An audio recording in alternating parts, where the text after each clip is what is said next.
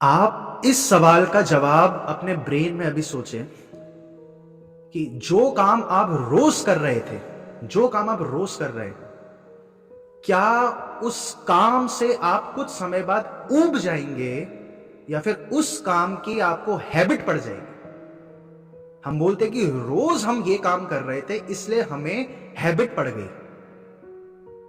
रोज हम वो काम कर रहे थे इसलिए हम एडिक्ट हो गए उस काम के। कोई रोज दारू पी रहा है तो उसका एडिक्ट बन गया। लेकिन जो इंसान दारू छोड़ रहा है या कोई भी काम छोड़ रहा है तो वो बोलता है कि मैं रोज एक ही चीज खा रहा था या रोज एक ही काम कर रहा था और मैं उस काम से ऊब गया। ये आप वाक्य देखेंगे कि रोज आप जो काम कर रहे हैं क्या उससे मनुष्य ऊब रहा है या उससे इंसान की हैबिट पड़ रही है। या आप अभी अपने मन में सोचें, किसी भी कार्य को जो आप रोज कर रहे हैं, बहुत लोग होंगे उसे बोल देंगे कि मैं ऊब चुका हूं रोज करके। क्यों ये मैंने वाक्य उठाया आपके लिए? क्योंकि यही हमारी लाइफ को डिस्टर्ब और क्रिएट कर रहा है। आज आप जो लोग हो, आप जिस स्थिति पर पहुंच चुके हो, आपकी फाइनेंशियल कंडीशंस या आपकी जॉब की कंडीशंस जैसी है, आप सबकी अलग अलग स्थितियां हैं। विकास जी की कंप्लीटली डिफरेंट है, अंकिता जी की कंप्लीटली डिफरेंट है, अभिमन्यु जी भी स्टूडेंट है। ये आपको समझना है कि अभी आपकी लाइफ के कंट्रोल कंप्लीटली आपके हाथ में है। इस कंडीशनिंग को आपको आज ही से काटना है कि आज जो आपके साथ घटना घट रही है वो पास्ट की वजह से घट रही है। ऐसा बिल्कुल भी नहीं है। लाइव आपको जीना सीखना पड़ेगा। और जो ये वाक्य मैंने बोला, इस चीज को आप आज हर चीज पर अपने अप्लाई करके देखें। क्या जो काम आप रोज कर रहे थे उसकी आपको एडिक्शन पड़ा है या फिर आप उससे ऊबे हैं? जो काम रोज कर रहा है इंसान तो ऊब जाना चाहिए या फिर उसकी आदत पड़ जानी चाहिए। ये आप देखेंगे कि सब कुछ इस प्रकार से ही क्रिएट हो रखा हमारे ब्रेन में। सिर्फ हमारे प्रेजेंट को देखकर हम पर्सपेक्टिव्स बना लेते हैं और उस पर्सपेक्टिव को ट्रुथ मान लेते हैं और अपनी जो हमारे साथ घटनाएं घट रही है उस पर्सपेक्टिव से उसे अटैच कर देते हैं और फिर हम दुनिया देखने लग जाते हैं। यहां से हमें बाहर आना है। ये ध्यान की कोशिश रहती है कि सारे स्टिमुलेशंस को कट करना है, सारे पर्सपेक्टिव्स को कट करना है और प्रेजेंट में हमें जीना है। मन क्या चीज है, ये बहुत महत्वपूर्ण चीज है। जो अंकिता जी का सवाल था, मन नहीं लग पाता है पढ़ाई में और किसी भी कार्य में हमारा मन नहीं लग पाता है। आज जयप्रकाश जी का सवाल था कि एक्स्ट्रा ऊर्जा कैसे क्रिएट करें हम। या कोई भी आप काम कर रहे हो उसमें एक सक्सेसफुल कैसा होना चाहिए, क्योंकि आप सब लोग सक्सेसफुल होना चाहते हैं लेकिन हम उतने सक्सेसफुल नहीं हो पा रहे। आपका बिजनेस है, लेकिन आपका अगर होटल लाइन का बिजनेस है तो आपसे बहुत बड़े लोग ऑलरेडी क्रिएट हो गए हैं। आपका जो भी बिजनेस है उस बिजनेस से आप अपने बिजनेस में बेस्ट नहीं है अभी फिलहाल।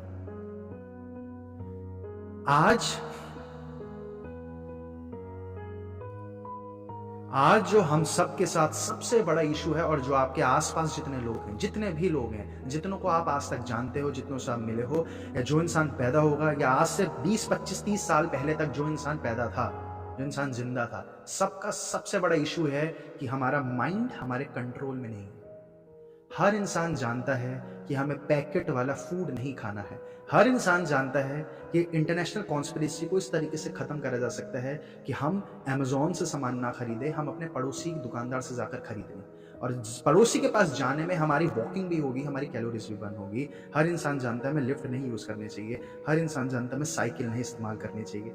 हर इंसान सारे सॉल्यूशंस जानता है, लेकिन आज सॉल्यूशंस जानना कोई सॉल्यूशन नहीं है। सॉल्यूशंस अप्लाई कैसे होंगे वो सॉल्यूशन है। सॉल्यूशन अप्लाई करने के लिए आपका ब्रेन, आपका माइंड, आपकी सोल, तीनों चीजें आपके कंट्रोल में होनी चाहिए। जो महात्मा गांधी बोलते थे कि अगर आपके मस्तिष्क कहीं और चले गया, आपका शरीर कुछ और डिमांड कर रहा है और आपकी आत्मा कुछ और कह रही है, आपका हृदय कुछ और कह रहा है, तो आपके शरीर में दिक्कतें पैदा होने लग जाएंगी, स्ट्रेस पैदा होने लग जाएगा। कोई भी काम अगर आप कंप्लीटली डूब कर नहीं कर पा रहे हैं तो वो स्ट्रेस पैदा करेगा। हम सब आज की तारीख में बीमार इसलिए हैं जब हमें पता है कि हमें खाने के बाद वॉकिंग करनी चाहिए। सब जानते हैं खाने के बाद वॉकिंग करनी चाहिए, कोई भी नहीं करता। हमें पता है कि हमें रोज 8 घंटे 7 घंटे सोना चाहिए, लोग नहीं सो पाते। तो आज का सबसे बड़ा इशू क्या हो चुका है? जो स्टूडेंट है, आप में से 2 लोग स्टूडेंट है, उनका भी यही इशू है जो आप में से जॉब छोड़ छोड़ रखा है कुछ लोगों ने, उनका भी ये इशू है। जो जॉब कर रहे हैं उनका भी इशू है। जो डायबिटीज हो रही है उसका भी ये इशू है। जो कैंसर हो रहा है उसका ये इशू है। जो डिप्रेशन हो रहा है उसका इशू है। दुनिया में अभी जो सबसे बड़ा इशू ये हो रखा है कि हम अपने ब्रेन को कंट्रोल नहीं कर पाते हैं, और इस कोशिश में अरबों खरबों रुपए डेली के लग रहे हैं उन एलीट ग्रुप के। अगर हर इंसान, जो आप लोग जितने लोग आज हमसे जुड़े हो, आपके जैसे अगर हर कोई इस मुद्दे पर ध्यान लगाने लग जाएगा कि मैं अपनी लाइफ में जिंदगी पर जॉब तो नहीं करने वाला हूं, मैं जॉब से पैसा इकट्ठा कर कर अपने लिए कुछ क्रिएट करूंगा, क्योंकि मैं अपनी फ्रीडम नहीं दांव पर रख सकता इन लोगों की तरह। अगर हर कोई इंसान ये करने लग जाएगा तो दुनिया उनके कंट्रोल से बाहर आ जाएगी।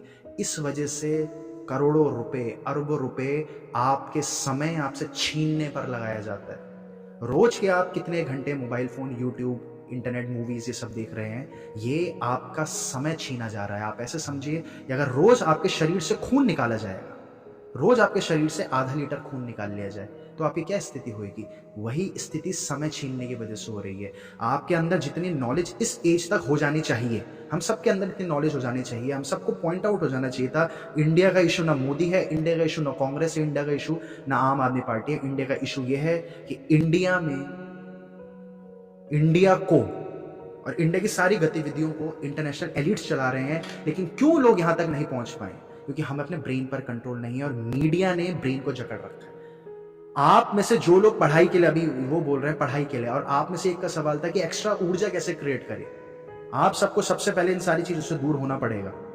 मोबाइल से दूर होना पड़ेगा, हर हाल में दूर होना पड़ेगा। चाहे आप लाइफ में सक्सेसफुल होना चाहते हैं, आपको उन चीजों से हर हाल में दूर होना पड़ेगा। और दूर होने का मतलब क्या होता है? दूर होने का मतलब फिजिकल डिस्टेंस नहीं है। दूर होने का मतलब है कि जब मेरी इच्छा होगी मैं वो खोलूंगा। आपको अपना मालिक बनना पड़ेगा। आपकी जिस दिन इच्छा हो उस दिन आप करें, ना कि कोई नोटिफिकेशन आ जाएगी और आप उस पर क्लिक कर लोगे और वो चले जाओगे। कुछ ही हाल ही में मैं स्टैट पढ़ रहा था कि अगर 100 नोटिफिकेशंस आती है तो इंसान, जॉर्डन पीटरसन अपने इंटरव्यू में बता रहे थे कि अगर 100 नोटिफिकेशंस आती है तो इंसान उसमें से 11 नोटिफिकेशंस पर क्लिक करता है। उन लोगों की सारी कोशिश है। क्यों आज रेवोल्यूशन इंडिया में नहीं हो पा रहा है? उसके एक बहुत बड़ी कारण है कि इंडिया के लोग गरीब हैं, वो हम डिस्कस कर चुके हैं। दूसरा सबसे बड़ा कारण है, हम सब लोगों के पास फोकस है ही नहीं। हम सब लोगों के पास एक जगह ऊर्जा लगाने की इतना कंट्रोल है ही नहीं, भटक जा रहा है।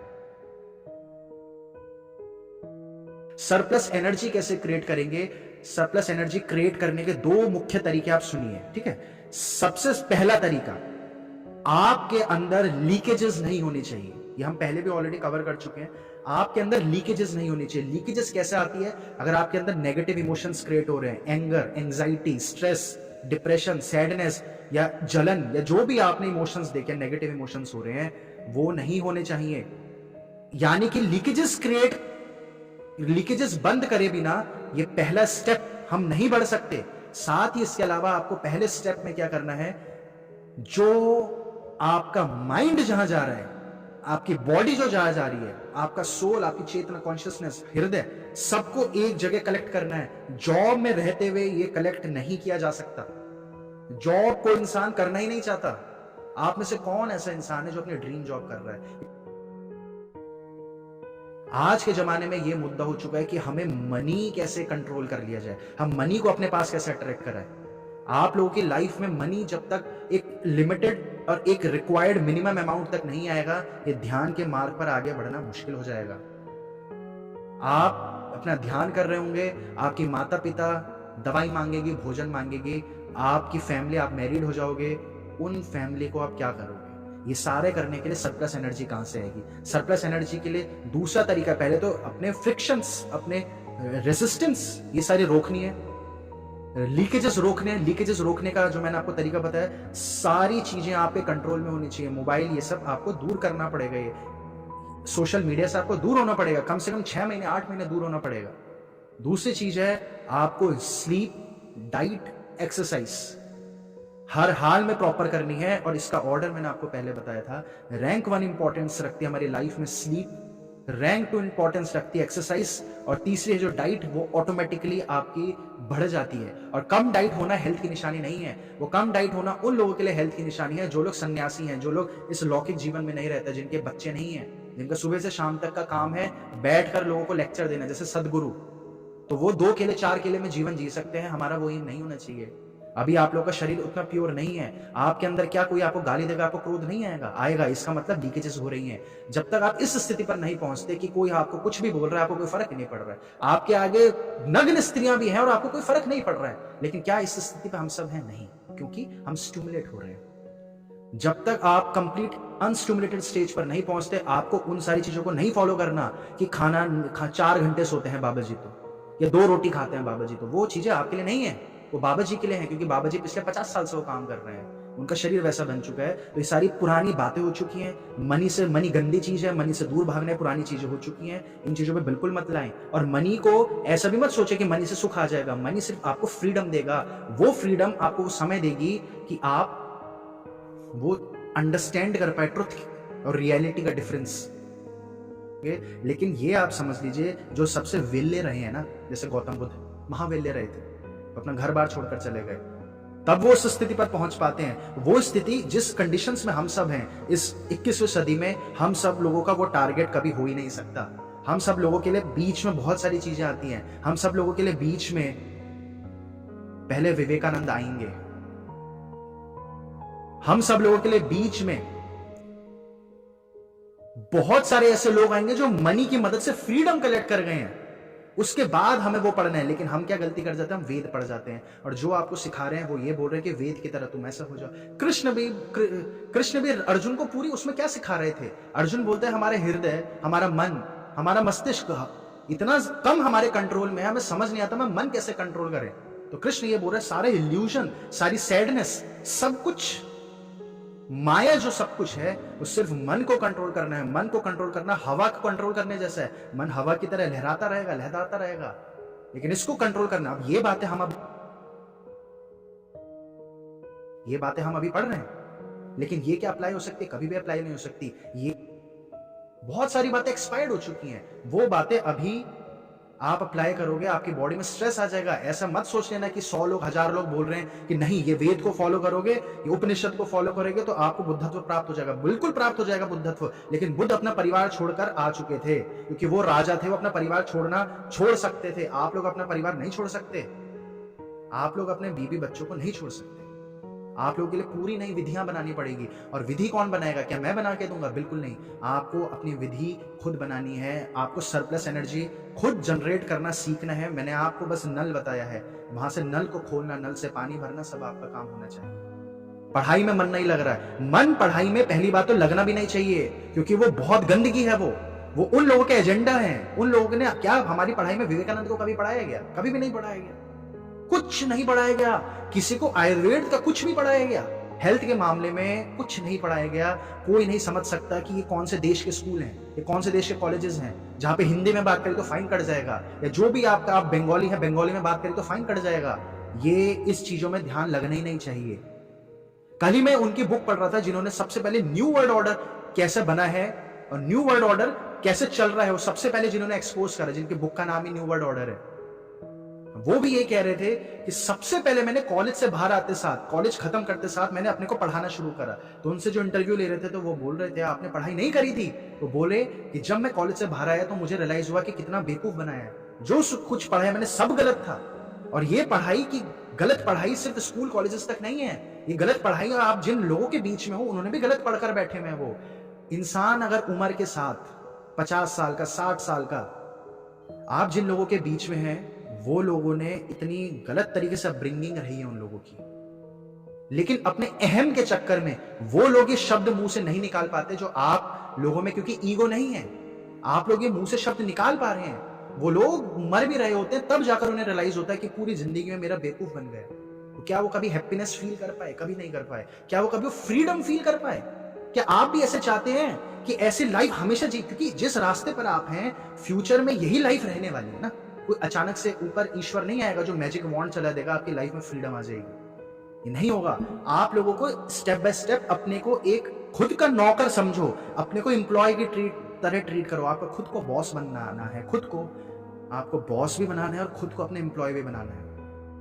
आप जिनके बीच में रहे हो, आपने ये सुना है ना कि ये तो बुजुर्ग हो गया, सठिया गया। सठिया का क्या मतलब? 60 साल का हो गया यानी सनकी हो गया। आप जिन लोगों के बीच में रहे हो उम्र के साथ साथ दुखी, चिड़चिड़े और इस प्रकार के हो जाते हैं। उन्होंने जीवन बिल्कुल गलत तरीके से जी लिया। ये पढ़ाई आपकी कॉलेज पर खत्म नहीं होती है। ये पढ़ाई आप तब तक झूठी पढ़ाई करते रहेंगे जब तक आप खुद की पढ़ाई नहीं बना गए। खुद की पढ़ाई बनाना क्या है कि मैं अगर आप लोगों की जगह हूं, या जो तरीका है, जो हम कोशिश है हम लोगों की कि हम सब इस प्रकार से जी पाए, तो सबसे पहले आप लोगों को यह समझना था कि हम शादी क्यों कर रहे हैं। शादी कोई बुरी चीज, अच्छी चीज नहीं है, लेकिन हम लोगों ने जब खुद के डिसीजंस नहीं ले रहे तो वहां गड़बड़ है। हम शादी कर गए कोई बात नहीं, लेकिन हम लोगों नेक्स्ट जो डिसीजंस ले रहे हैं वो हमारे खुद के डिसीजंस कभी भी नहीं रहे हैं। आप लोग स्कूल क्या खुद के डिसीजन से गए? कभी भी नहीं गए। आप लोग क्या कॉलेज खुद के डिसीजन से गए? कभी भी नहीं गए, क्योंकि आप लोगों के पास और कोई ऑप्शन ही नहीं था। और ये सारी चीजों से बाहर आ पाना, ये मछली की तरह हम फंस रखे होते हैं पानी के कंटेनर में, एक्वेरियम में फंस रखे होते हैं। इन सबसे बाहर आने का क्या प्रक्रिया है? इन सबसे बाहर आने की प्रक्रिया है जो जयप्रकाश जी का सवाल था, एक्स्ट्रा ऊर्जा क्रिएट कर जाओ। आप सब लोग आज भी अगर रात को 8-9 बजे थक जा रहे हो और 11-12 बजे सोना है, और उस 2 घंटे, क्योंकि वही 2 घंटे आपकी लाइफ में प्रोडक्टिव करने के, तो आप नहीं कर पा रहे हो, तो आप अपने फ्यूचर में देखिए आप नेक्स्ट फिर कब करेंगे, वो काम कब करेंगे। क्या जैसे आप जी रहे हो आप इसी प्रकार से मरना चाहते हो? अगर इसी प्रकार से आप मरना चाहते हो तो फिर ठीक है, लेकिन हमारा ये मकसद कभी नहीं है। इंसान का जीवन आपको कभी भी इसलिए नहीं मिला। मनी को समझिए, मनी किस प्रकार से क्रिएट होता है उसकी विधि हम आपको बताते रहते हैं। एक आज जो हम आपको एक तरीका बता रहे हैं मनी और अट्रैक्ट करने का अपनी तरफ, जो बहुत बड़ा तरीका है, जो हर वो इंसान करता है जो आज जिसको आप YouTube पर देखते होंगे कि ये तो फेमस सेलिब्रिटी बन गया, वो क्या तरीका है?